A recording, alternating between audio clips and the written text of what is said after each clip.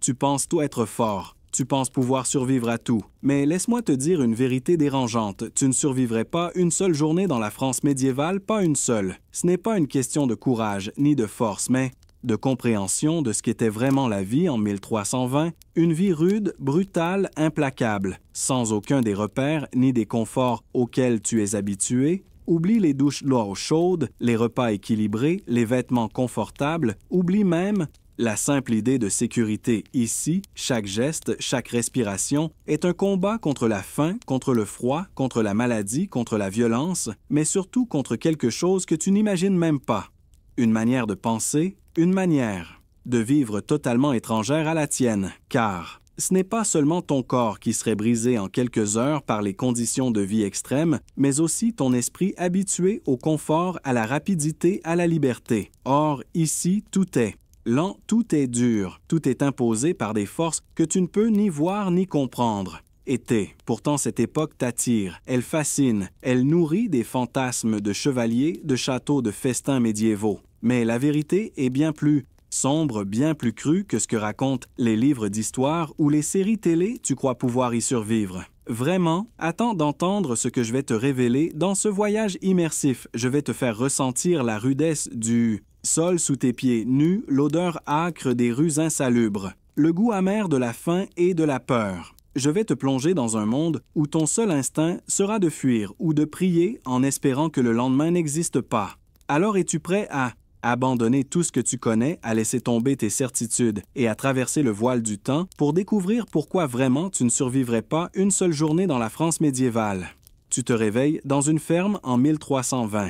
L'air est lourd et chargé d'odeurs que tu ne connais pas. Une odeur forte de paille humide, de bêtes et de sueur humaine. Tu ouvres les yeux sur des murs en torchis sales, tachés de moisissures. Les sols sont de terre battue, souillés par les sabots boueux des animaux qui partagent ta maison. Ici, personne ne se lave. L'eau est rare, trouble, dangereuse, et se baigner serait une folie. Alors on vit avec la crasse, elle devient une seconde peau, les visages sont gris, les mains sont calleuses. Noircis par la terre et les travaux quotidiens. Les cheveux sont gras, emmêlés, parfois habités par des poux qui grattent sans répit la cohabitation. Avec les parasites, est normal. On ne cherche même plus à s'en débarrasser. On vit avec, comme on vit avec le froid ou la faim, et l'idée même d'un savon parfumé ou d'une douche chaude n'a pas encore traversé ces siècles de boue. Les latrines sont à ciel ouvert, un simple trou creusé au fond du champ entouré de broussailles. Sans intimité, sans papier, les mouches bourdonnent partout attirées par l'odeur. Tu t'essuies comme tu peux, avec des feuilles ou rien, puis tu retournes au champ ou à l'étable, sans te laver les mains. La saleté colle à ta peau et à tes vêtements, elle te suit partout comme une ombre silencieuse que tu ne peux fuir. Les vêtements sont portés jusqu'à ce qu'ils tombent en lambeaux. Ils sont épais, rêches, imprégnés d'odeurs de fumée, de sueur et de bétail. Parfois, on tente de les laver dans la rivière, mais l'eau est souillée par les déchets des villages en amont. La peau réagit mal. Elle se couvre de plaques rouges. Les démangeaisons sont insupportables. Un simple frottement devient une plaie, une porte ouverte à des infections qui peuvent te coûter la vie. La nuit, tu t'allonges sur une paillasse infestée de puces. Elle te pique, te réveille en pleine nuit, et tu passes des heures à gratter ta peau enfiévrée. Le froid pénètre à travers les murs fissurés, mais tu n'oses pas trop te couvrir, car les couvertures aussi sont pleines de parasites. Tu fermes les yeux en espérant dormir, mais les bruits des rats dans les poutres te tiennent éveillé, et la fatigue te ronge lentement. L'aise, maladie prolifère dans cet environnement. Fièvre, infection, cutanée, dysenterie, personne ne sait vraiment d'où viennent ces maux. Est-ce un châtiment divin, une malédiction ou simplement la vie? Ici, alors on prie, on espère, on accepte, sans rien changer, car l'eau reste souillée. Et les gestes d'hygiène n'existent pas tout simplement parce qu'on ne les imagine même pas possibles. Pas de dentifrice, pas de brosses à dents, les dents pourrissent lentement, noircissent, tombent. La douleur est permanente, insupportable, et pour la soulager, on arrache la dent avec un clou rougi, au feu sans anesthésie. Un cri, un hurlement, et c'est fini ou presque, car la plaie peut s'infecter et te condamner en silence. Mais personne ici n'a le temps ni les moyens de s'inquiéter longtemps. Les enfants grandissent pieds nus dans la boue, les pieds coupés, écorchés, souvent infectés. Ils apprennent très tôt à supporter la douleur sans se plaindre, car une écharde ou une coupure peut devenir une gangrène mortelle, mais la survie exige de continuer à travailler malgré la fièvre, malgré les plaies suppurantes et malgré les cris étouffés de la douleur qu'on apprend à taire, toi, habitué au 21e siècle avec tes savons. Parfumés, tes douches chaudes, tes serviettes moelleuses, pourrais-tu vraiment supporter cela ici? Chaque mouvement est un affront à ton confort moderne. Les odeurs, la saleté omniprésente, le risque permanent de tomber malade sont le quotidien, pas l'exception. Et cette pensée te serre la gorge, te glace les os. Et pourtant, malgré la saleté, la promiscuité, malgré les parasites et les maladies, les gens vivent, aiment rien. Même parfois, c'est leur monde, leur normalité, et toi, étranglé. Par l'inconfort, tu chercherais désespérément une issue, mais l'aube se lève déjà. Une autre épreuve t'attend dans cette vie rude, où le mot hygiène n'a même pas encore été inventé. Tu ouvres les yeux, et déjà ton voisin tousse. Sans relâche, une toux rauque profonde qui déchire le silence du matin. Dans ce village de 1320, les maladies rôdent partout invisibles, mais terriblement présentes. La peste noire se répand comme une ombre silencieuse. Elle frappe au hasard, parfois les enfants, parfois les vieillards, parfois les plus forts, sans avertissement, sans remède, juste une fièvre des bubons noirs et la mort en quelques jours. La lèpre aussi est partout et sa présence effraie. On reconnaît les lépreux à leurs membres. Déformés à leur peau marquée par des plaies ouvertes par cette lente décomposition du corps qui s'étale sous les regards impuissants. Personne ne sait comment les soigner. Alors on les isole, on les bannit, on les laisse mourir lentement, dans des léproseries aux portes du village. Les simples fièvres ou les infections deviennent des condamnations à mort. Un petit coup de couteau, une écharde, un accouchement difficile, et voilà, le corps s'enflamme, la fièvre monte, le délire s'installe et, sans traitement, la fin est inévitable. Les herboristes font ce qu'ils peuvent avec des décoctions de plantes avec des saignées, mais cela soulage rarement et tue parfois plus vite que la maladie elle-même. Les médecins sont rares et leur savoir est souvent plus mystique que scientifique. Ils parlent d'humeur à équilibrer de saignées, à pratiquer de talismans à porter, et l'on espère que cela suffira à éloigner la mort. Mais la vérité est simple dans cette époque.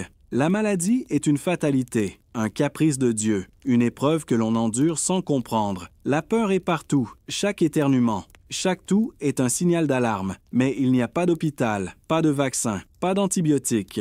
On reste dans sa chaumière à prier que la maladie passe son chemin, et souvent elle ne passe pas. Elle s'installe, elle consume, elle arrache des vies, dans le silence ou les cris étouffés de douleur. Les enfants sont les plus vulnérables à ces assauts invisibles. Beaucoup ne survivent pas à leur première année de vie. La mortalité infantile est si courante qu'elle est acceptée comme normale. Les parents pleurent en silence, mais n'ont pas le luxe de s'arrêter. La terre doit être cultivée, les animaux doivent être nourris. La vie continue malgré tout.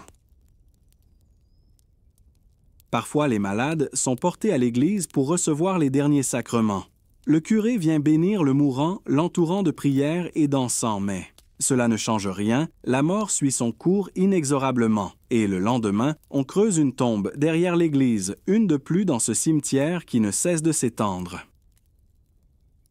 La communauté vit avec cette présence constante de la mort, elle rythme.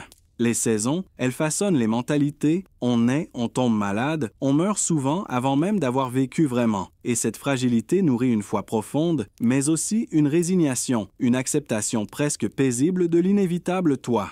Qui a l'habitude de consulter un médecin au moindre symptôme? Peux-tu imaginer cette vie sans soins, sans espoir, sans même le mot guérison? Ici, on ne combat pas la maladie, on la subit, on l'endure, on la regarde emporter les siens et l'on prie simplement pour que ce ne soit pas notre tour cette fois. Et pourtant, malgré tout, malgré cette fragilité extrême, une autre menace surgit toujours dans ce monde brutal, une menace bien plus humaine et immédiate, qui t'oblige à rester en alerte en permanence.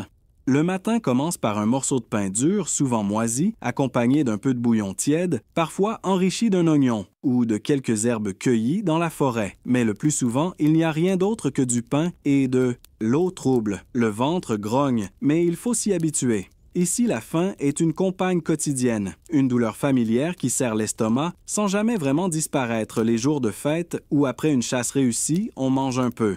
Mieux, un morceau de viande séchée ou une galette de céréales écrasée, mais ces moments sont rares. Le reste du temps, ce sont des raves, des navets, quelques châtaignes et des bouillies épaisses qui calment la faim, mais n'apportent en guère de nutriments. Le risque d'intoxication alimentaire est permanent. La viande est souvent mal conservée, les fromages couverts de moisissures douteuses, les eaux de cuisson souillées par les cendres ou les insectes. Et pourtant, on mange, on boit. Car il n'y a pas d'alternative. Ici, l'estomac passe avant la prudence et la survie avant le confort. Les périodes de disette sont fréquentes, une mauvaise récolte, une gelée précoce ou une attaque de parasites et le village entier plonge. Dans la faim, les enfants maigrissent, les anciens meurent, les corps s'affaiblissent, les maladies prolifèrent. Et l'on prie pour que l'hiver ne soit pas trop rude, car la nourriture ne suffira pas pour tous. La chasse est réservée aux seigneurs. Et aux nobles, les paysans n'ont droit qu'à piéger quelques lapins ou à pêcher dans les ruisseaux voisins, mais ces ressources sont maigres et dangereuses à exploiter, car braconner est sévèrement puni, parfois de mutilation, ou même de mort, alors on préfère souvent souffrir en silence plutôt que risquer sa vie pour un morceau de viande. Le pain est noir, dense, difficile à mâcher. Il râpe les gencives, abîme les dents, mais il est la base de toute alimentation. La bière, légère, remplace souvent l'eau trop sale pour être bue sans risque, et même les enfants en boivent dès leur plus jeune âge, car elle est plus sûre que l'eau du puits. Les légumes sont rares en hiver. On se contente de racines de haricots, secs de pois et parfois d'un peu de choux fermentés qui apportent des vitamines et évitent le scorbut. Mais les carences alimentaires sont courantes. Les corps sont fatigués, les os fragiles et la peau terne. Les repas sont pris en silence ou accompagnés de prières, remerciant Dieu pour ce maigre festin, car même la misère est vue comme un don et une épreuve divine à endurer avec humilité et courage. La nourriture est sacrée car elle est rare, elle est respectée, elle est partagée même dans la pénurie. Toi qui ouvres ton réfrigérateur plein à craquer de choix de couleurs et de saveurs, pourrais-tu vraiment survivre avec ce régime monotone et insuffisant jour après jour, mois après mois? Ton corps s'affaiblirait, ton esprit vacillerait. Mais ici, c'est la norme, et personne ne se plaint, car personne ne connaît autre chose été. Alors que tu t'habitues à cette faim constante, une autre peur, bien plus brutale et imprévisible, s'approche dans ce monde où la violence est une langue, que tout le monde parle. Dans ce village médiéval, la violence est partout. Elle fait partie du décor, elle structure les relations, elle dicte les comportements. Une simple querelle de voisins peut finir en duel au couteau ou en règlement de conte sanglant dans la ruelle. La nuit, la loi du plus fort domine et la faiblesse se paie. Cher, très cher, les bandits rôdent aux abords des routes, attaquent les voyageurs isolés, les charrettes pleines de marchandises, ou même les familles en déplacement. Personne n'est à l'abri et chaque sortie du village est un risque de ne jamais revenir. Les hommes partent armés de gourdins de fourches ou de haches, espérant dissuader les agresseurs, mais souvent cela ne suffit pas. Les seigneurs, eux-mêmes, ne sont pas en reste. Leurs conflits territoriaux se règlent par le fer et le sang. Les villages se retrouvent parfois pris en otage ou ravagés par des bandes de mercenaires en quête de butin. La guerre est permanente partout autour. Une guerre ouverte ou larvée mais toujours présente, tapie dans l'ombre. Les châtiments corporels sont quotidiens. Une main coupée pour un vol, une langue arrachée pour un mensonge, une oreille tranchée pour une insulte. La violence n'est pas cachée, elle est publique. Elle est exemplaire. Elle doit marquer les esprits et dissuader les autres de dévier du droit chemin. Les duels sont encouragés, parfois même exigés, pour laver un affront ou défendre son honneur. Le fer siffle dans l'air, les lames s'entrechoquent. Le sang éclabousse les pavés et souvent le perdant meurt dans la boue sans qu'on le pleure, car il n'a pas su défendre sa vie. Les femmes ne sont pas épargnées, victimes d'agressions de mariage forcés ou d'abus domestiques. Leur sort est souvent scellé sans qu'elles aient une voix. Au chapitre, leur corps appartient à leur père, puis à leur mari, et la violence qu'elles subissent est ignorée ou tolérée par tous. Les enfants apprennent très tôt à manier un couteau ou un bâton, à se défendre, à se battre, car c'est une compétence vitale dans ce monde rude, où la loi est faible et la compassion rare, toi qui vis dans un monde où la police protège, où la justice punit, où les droits sont garantis, pourrais-tu vraiment survivre ici sans sombrer dans la peur ou devenir à ton tour un bourreau par nécessité? Et pourtant, dans ce déchaînement de violence, la justice se veut encore plus cruelle, plus implacable, une justice qui dépasse l'entendement par sa brutalité. Ici, la justice n'est pas une affaire de loi écrite ni de procès équitable. Elle est brutale, rapide et publique dans la place du village. On dresse des échafauds, des potences, des roues de supplice pour que tout le monde voie ce qu'il en coûte de désobéir, voler, blasphémer ou simplement déplaire au seigneur du coin. Les peines sont exemplaires et sanglantes. Un voleur attrapé sur le fait se voit couper la main sans autre forme de procès, un adultère peut être lapidé, une sorcière présumée brûlée, vive une dette non remboursée, et c'est la prison dans des geôles infâmes ou pire, la torture pour extorquer des aveux parfois imaginaires mais nécessaires pour nourrir cette machine de terreur. Les bourreaux sont des figures familières, respectées ou craintes. Ils manient le fouet, le couperet, la flamme avec une précision froide et méthodique. Leurs instruments sont rangés soigneusement dans des coffres en bois hérissés de clous rouillés. Leurs mains sont fermes et leurs yeux secs, car ici la pitié est une faiblesse et la douleur un outil. Les séances de torture sont publiques. Les villageois se rassemblent en famille, comme pour une fête ou une foire, les enfants sur les épaules des pères, les femmes au premier rang. Chacun regarde, écoute les cris, les os qui craquent, les chairs qui se déchirent et applaudit parfois quand la sentence est exécutée avec une habileté particulière. Les peines les plus communes sont la roue, où l'on brise les membres avec une masse avant d'exposer le corps au corbeau, la pendaison lente sur un gibet, ou encore le bûcher où le condamné est ligoté au milieu des flammes sous les prières. Des moines qui lui rappellent qu'il doit se repentir jusqu'à son dernier souffle. Il n'existe pas de recours, pas de possibilité d'appel. Ce qui est décidé est appliqué sur le champ. Les seigneurs de justice sont infaillibles parce qu'ils détiennent le pouvoir et que le pouvoir ici est synonyme de droit. Qu'importe l'innocence ou la culpabilité, seul compte l'exemple donné à la communauté pour maintenir l'ordre. Et la peur, les délits les plus insignifiants peuvent mener à des peines extrêmes, une insulte au Seigneur, une parole de trop contre l'Église, un regard déplacé, et c'est la fin. Les langues sont arrachées, les oreilles coupées, les pieds brisés, pour rappeler à tous que l'ordre social ne peut être contesté sans en payer le prix. Fort toi, habitué à des procès équitables, à des droits de la défense, pourrais-tu vraiment concevoir cette justice où la douleur est la seule voix entendue, où la vérité n'a de valeur que si elle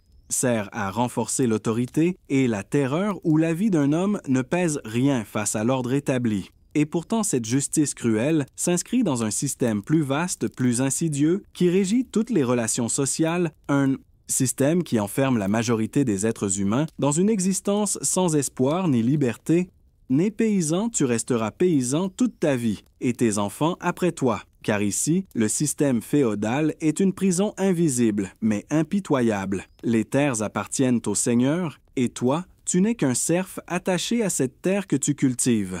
Sans jamais en posséder un seul morceau, tu travailles pour lui, tu paies des taxes, tu fournis des corvées, et en échange, il t'accorde le droit de survivre. La hiérarchie est stricte et indiscutable. Tout en haut le roi et ses vassaux grands, seigneurs, puis les chevaliers, enfin, tout en bas. Toi et ta famille, vous n'avez ni droit, ni voix, ni pouvoir. Vos vies sont au service des maîtres et vos corps leur appartiennent presque autant que leurs chevaux ou leurs armes. Le moindre manquement à tes obligations peut être puni sévèrement, une récolte jugée insuffisante, et c'est l'amende ou l'expulsion, une révolte, et c'est le gibet ou, pire encore, le massacre de tout le village, car ici le Seigneur est juge et parti, et sa volonté est une loi à laquelle personne n'échappe.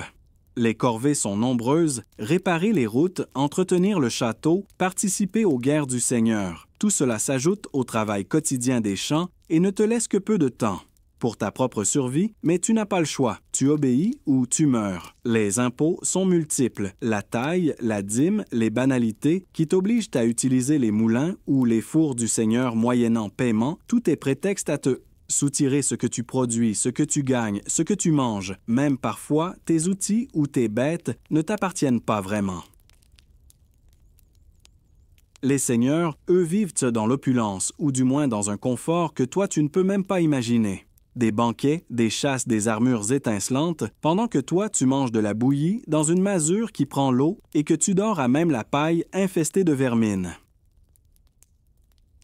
La mobilité sociale n'existe pas, tu ne pourras jamais devenir chevalier, ni marchand, ni moine, à moins d'un miracle ou d'un acte héroïque exceptionnel. Mais même cela est rare, car les barrières sociales sont érigées aussi solidement que les murs de pierre du château qui dominent ton village. Et pourtant, malgré cette oppression, malgré cette soumission forcée, tu continues à labourer, à semer, à récolter, car la terre est ton seul horizon, ton unique raison de vivre et de survivre, et tu t'y accroches avec une résignation mêlée de fierté. Car, sans toi-même, les seigneurs ne pourraient se nourrir. Toi qui es libre de choisir ton métier, de changer de ville, de voyager, pourrais-tu seulement comprendre cette vie où tout est décidé d'avance, où la naissance scelle le destin sans qu'aucune volonté ne puisse le modifier? Et pourtant, dans cette société fermée, une autre forme d'oppression plus subtile, plus insidieuse, encore pèse sur les esprits et les cœurs, enfermant les hommes dans l'obscurité de l'ignorance.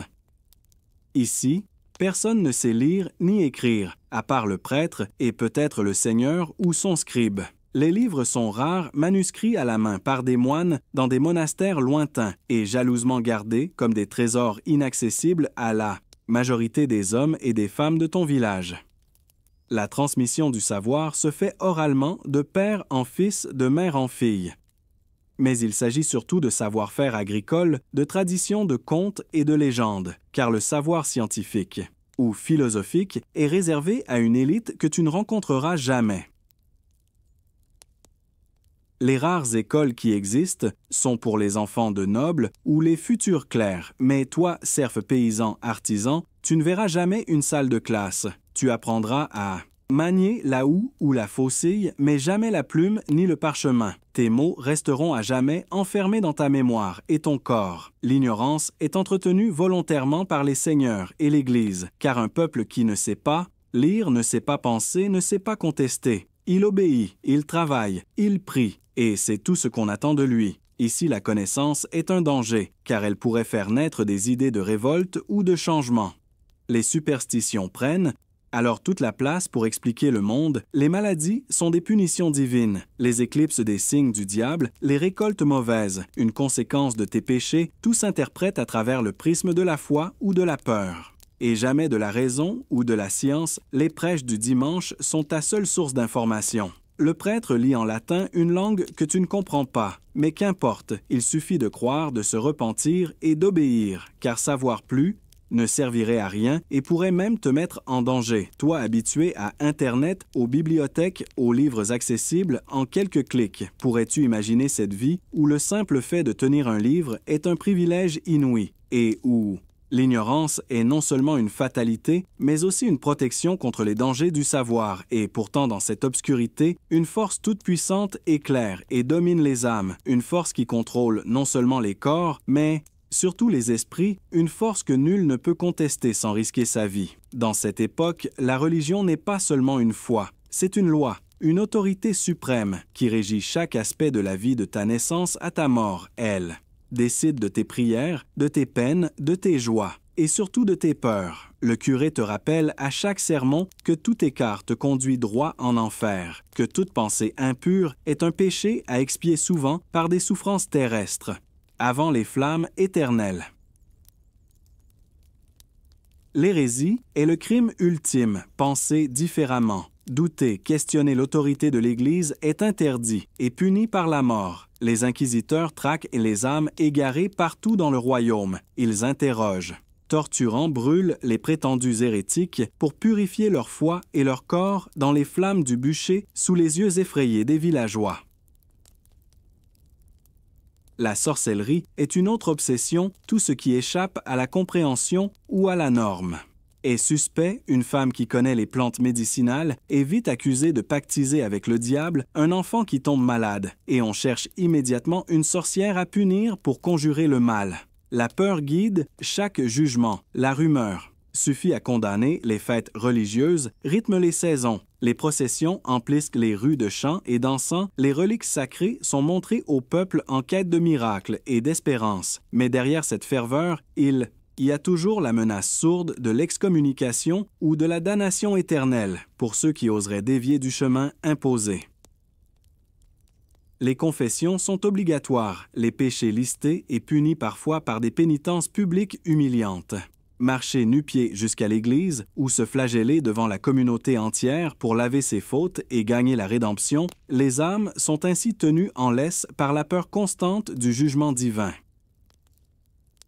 Le mariage est un sacrement indissoluble, imposé par l'Église sans amour, souvent, mais par devoir procréatif et social. La sexualité hors mariage est un crime sévèrement puni. Les enfants illégitimes, rejetés, les femmes adultères, parfois lapidées, car leur corps est perçu comme un vecteur de péché plus que de plaisir ou d'amour, toi qui jouis d'une liberté de conscience, d'une diversité de croyances ou même d'un droit à l'athéisme, pourrais-tu survivre dans ce monde où tout est filtré par la religion? Où même tes pensées les plus intimes peuvent te condamner à l'enfer, et où le simple doute est une rébellion impardonnable. Et pourtant, au-delà de cette foi imposée, un autre fléau envahit les esprits et les corps, une croyance irrationnelle, omniprésente, qui déforme la compréhension du monde et aggrave chaque malheur. Ici, tout s'explique par des forces invisibles et mystérieuses. La médecine est un mélange de prières, de talismans et de rituels magiques. Quand la maladie frappe, on consulte la vieille femme du village qui connaît les herbes, mais aussi les incantations pour éloigner les esprits malfaisants. On suspend des amulettes au-dessus du lit, on accroche des croix dans les champs pour protéger les récoltes. Les constellations dictent les décisions. Les éclipses sont vues comme des présages.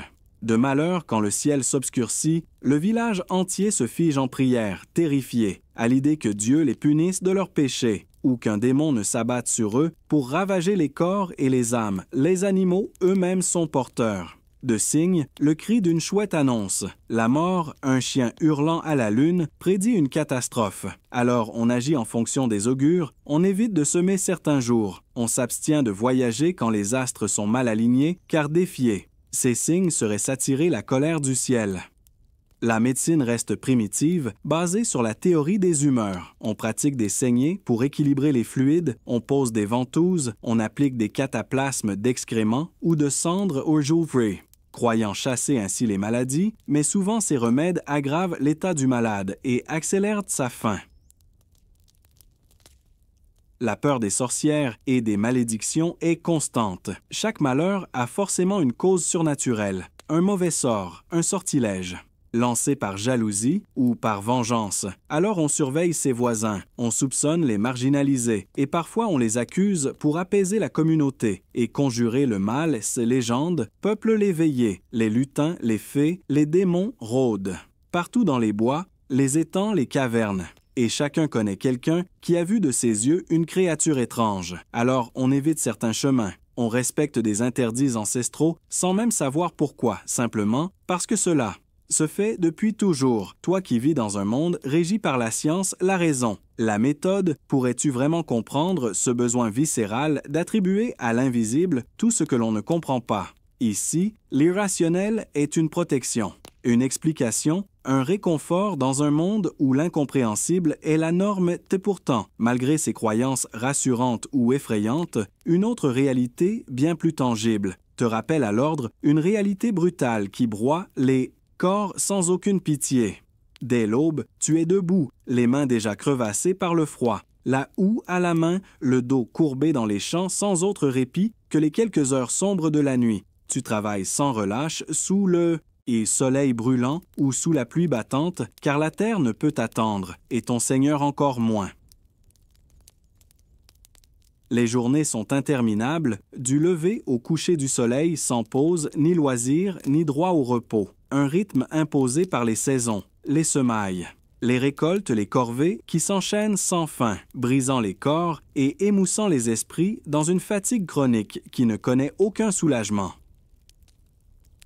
Les outils sont rudimentaires, lourds, inefficaces. La charrue de bois peine à fendre. La terre dure, les faux sont émoussés, Les mains saignent, les pieds, nus, s'écorchent, mais tu continues, car sans ce travail, il n'y a pas de pain, pas de vie, pas d'espoir. Les enfants participent dès leur plus jeune âge, dès qu'ils tiennent.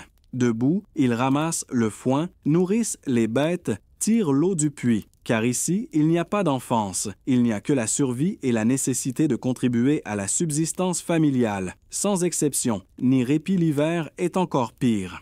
Les journées sont courtes, les nuits glaciales. Et pourtant, il faut nourrir les animaux, réparer les clôtures, fendre le bois pour chauffer la masure et prier pour que les réserves tiennent jusqu'au printemps, car sinon, c'est la famine assurée. Accidents sont fréquents, une jambe brisée, un bras arraché par un chariot, et c'est la fin, car il n'y a ni médecin, ni secours, ni convalescence possible. Un travailleur blessé est un poids pour la famille, alors souvent on l'abandonne à son sort ou on prie pour qu'il guérisse par miracle. Les femmes, elles, en plus des travaux des champs, s'occupent des enfants, de la cuisine, du linge, des soins aux animaux. Leur journée ne finit jamais et leur corps s'épuise encore plus vite. Mais elles n'ont pas le droit de se plaindre, car c'est leur rôle naturel, leur destin social accepté sans discussion. Toi qui connais les droits du travail, les congés, les pauses, déjeuners, pourrais-tu imaginer cette vie où la fatigue est une norme, où le repos est un luxe inaccessible et où chaque jour est une lutte contre la mort par l'épuisement? Et pourtant, malgré cette dureté, un autre fléau quotidien t'assaille, rendant cette existence encore plus insupportable, une absence totale de tout confort. Le vent s'infiltre par les interstices des murs en torchis, le froid mord ta peau dès que tu ouvres les yeux. Tes vêtements rêches et troués n'offrent aucune protection contre l'humidité glaciale qui te transperce jusqu'aux os, tu grelottes, mais il n'y a pas de feu, pas de chauffage, pas de couvertures épaisses, juste un manteau usé et une paillasse infestée de puces.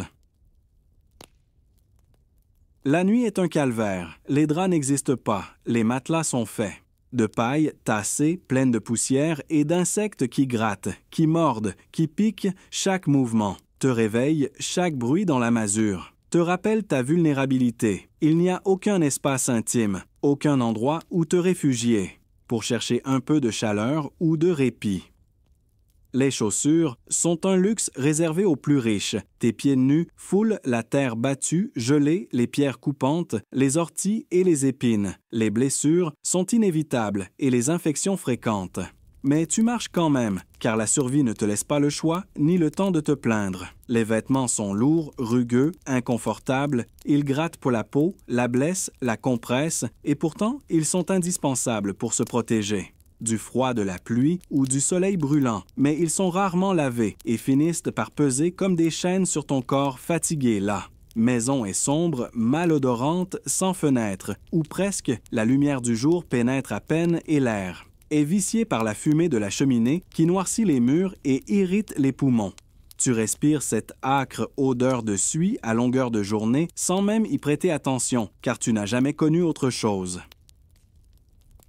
Les repas sont pris sur un tabouret bancal ou à même le sol. Il n'y a pas de table dressée, pas de vaisselle en faïence, juste des écuelles en bois partagées entre tous les membres de la famille. Chacun mange avec les doigts ou avec une cuillère taillée dans l'os d'un animal abattu des mois auparavant.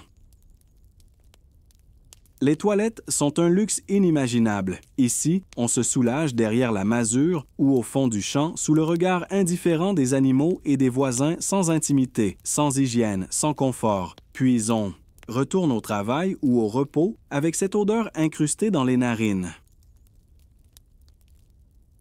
La notion même de confort n'existe pas. La vie est rude, fonctionnelle, orientée uniquement vers la survie. Toute tentative d'améliorer son quotidien est vue comme de la fainéantise ou de l'arrogance, car ici, on vit comme on a toujours vécu depuis des siècles, et l'idée même de changer les choses semble inconcevable. Toi qui jouis d'un lit douillet, de coussins moelleux, de douches chaudes et parfumées. Pourrais-tu vraiment supporter cette existence où chaque geste est un combat contre l'inconfort permanent et où le moindre luxe est un rêve inaccessible? Été?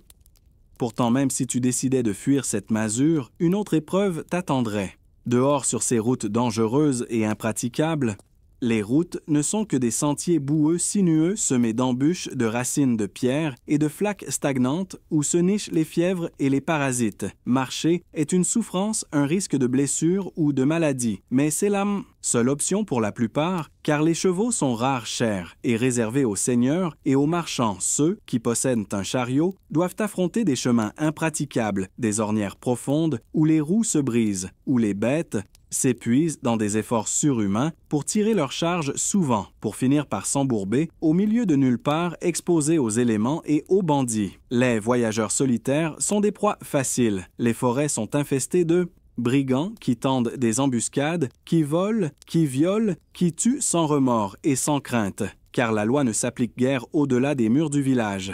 Ici seule, la force ou la chance décide de qui rentre sain et sauf chez lui. Les ponts sont rares et souvent en ruine, les rivières se traversent taguées, au péril de ta vie les crues emportent les imprudents, les charrettes, les bêtes et parfois des familles entières, les noyades sont fréquentes, mais on continue car il n'y a pas d'autre choix.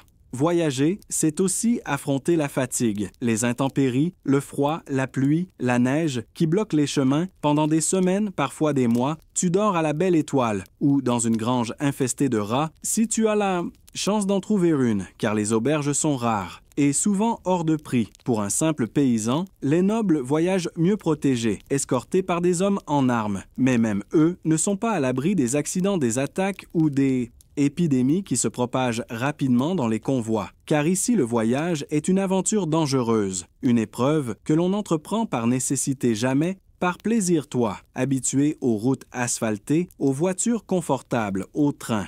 Rapide, pourrais-tu seulement concevoir cette lenteur, cette pénibilité, ce danger omniprésent à chaque déplacement même pour aller au village voisin à quelques kilomètres est.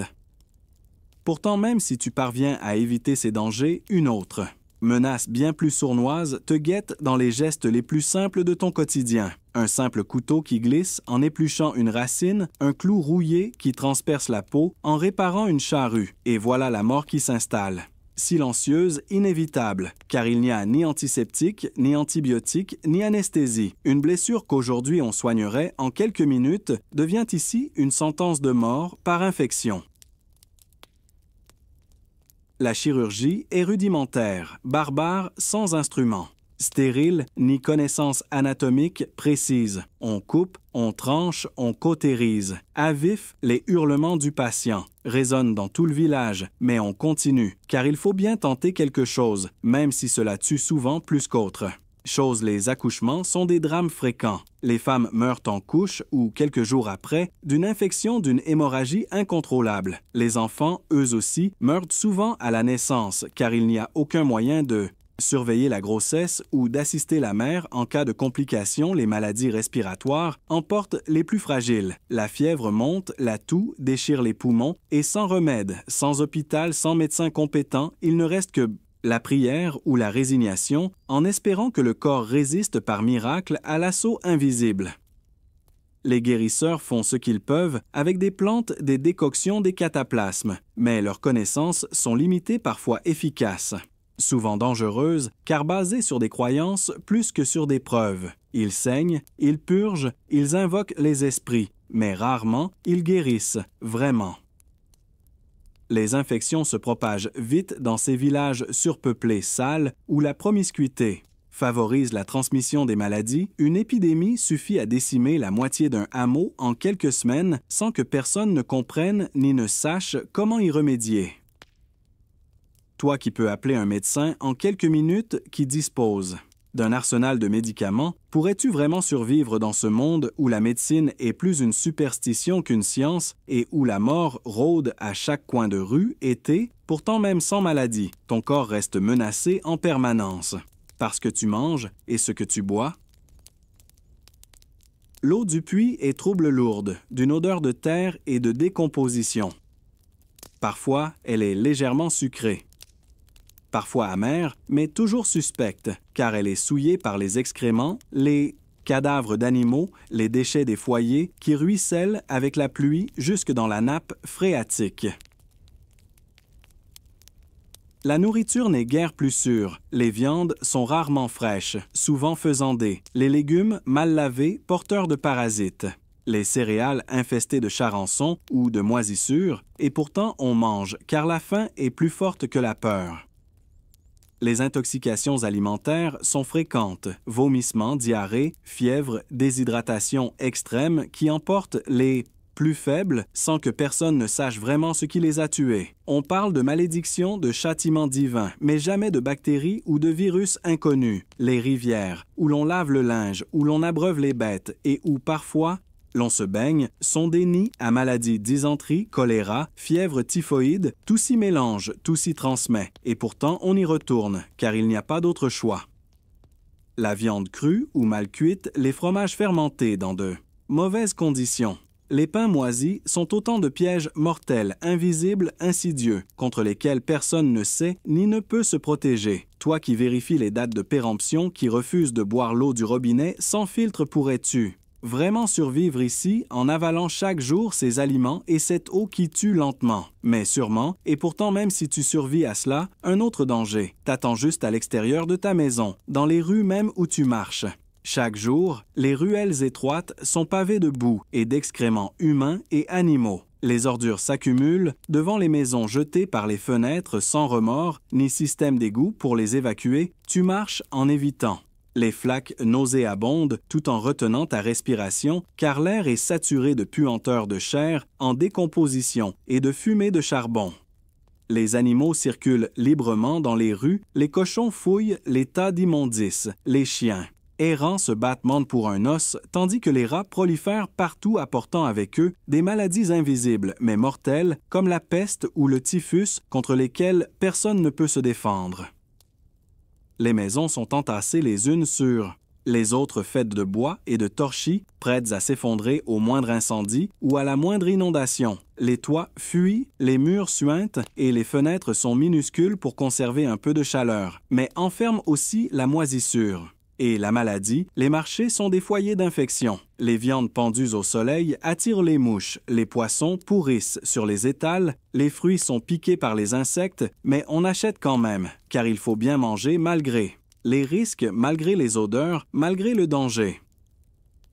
Les latrines publiques sont rares et insalubres, souvent des fosses communes à ciel ouvert que l'on évite de peur d'y glisser et de ne jamais en ressortir. Les épidémies se propagent rapidement. Par ces eaux stagnantes où tout le village finit par puiser par habitude plus que par choix.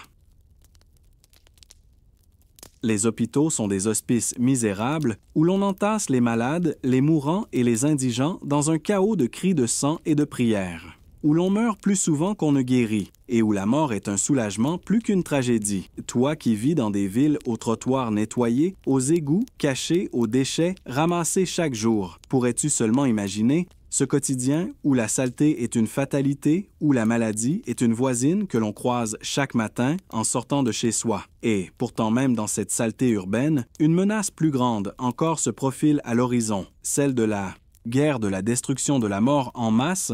La guerre est partout omniprésente, une toile de fond permanente à la vie médiévale, que ce soit entre seigneurs rivaux, entre royaumes ennemis ou contre des envahisseurs étrangers, les batailles éclatent sans prévenir, dévastant les villages, brûlant les récoltes, massacrant les hommes, les femmes et les enfants sans distinction. Les chevaliers en armure traversent les campagnes à cheval, pillant, incendiant, violant au nom du seigneur qu'ils servent, ou simplement pour leur propre compte. Car la guerre est aussi un commerce, un moyen de s'enrichir par le butin ou par la rançon des prisonniers. Les conscriptions sont forcées, les paysans enrôlés de gré ou de force pour défendre des terres qui ne leur appartiennent pas au prix. De leur sang et de leur vie armés de pics de fourche ou de gourdins, ils se jettent dans la mêlée sans formation face à des soldats professionnels et souvent sans espoir de retour. Les châteaux assiégés deviennent des tombeaux les assiégés.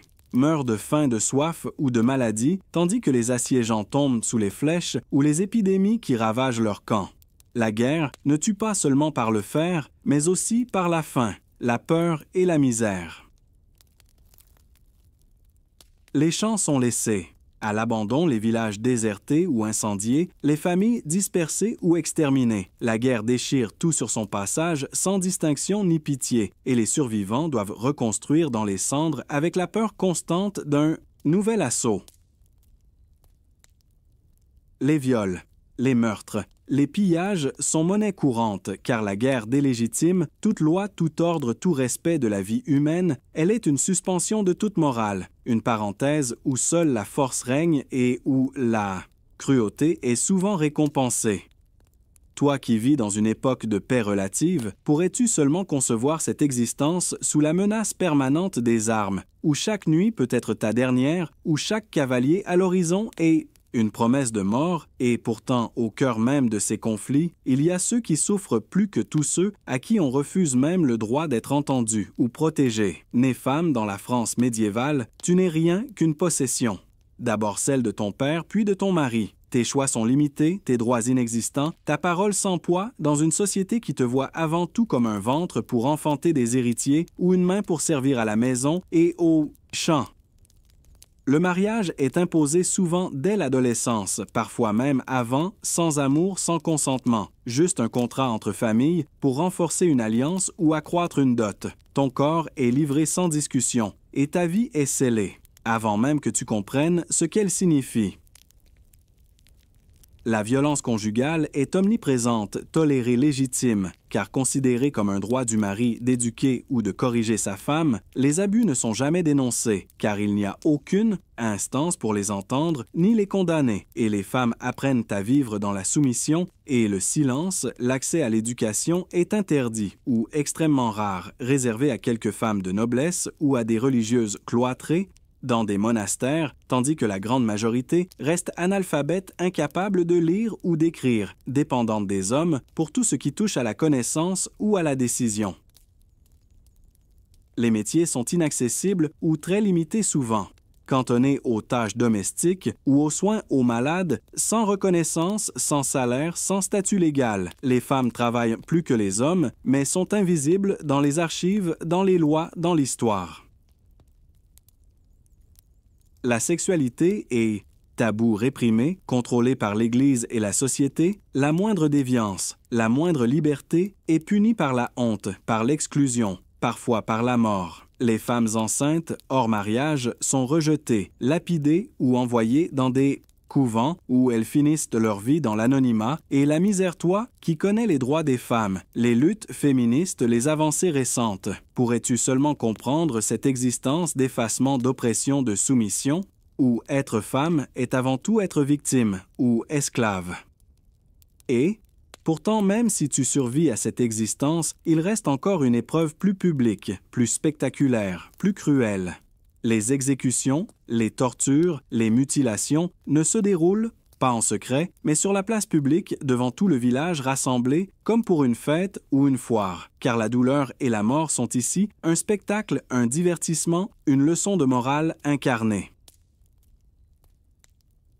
Les criminels sont pendus, décapités, écartelés, brûlés vifs sous les applaudissements ou les prières de la foule qui acclame la justice ou crie sa colère ou sa peur selon les cas. Les enfants regardent les femmes, prient les hommes, commentent la technique du bourreau comme on parlerait d'un jeu ou d'une chasse. Les instruments de supplice sont exposés, la roue, la potence, le billot, le bûcher, et chacun sait ce qu'il signifie. Chacun sait qu'il suffit d'un mot, d'une accusation, d'une dénonciation pour s'y retrouver attaché à son tour. Les corps suppliciés restent parfois exposés des jours durant pour que les corbeaux les dévorent, pour que les passants se souviennent que la loi est implacable et que la désobéissance se paie au prix fort, au prix du sang, au prix de la souffrance. Les exécutions attirent même des visiteurs venus de villages voisins, curieux, avides de sensations fortes, car la mort publique est une distraction rare et intense dans une vie par ailleurs monotone et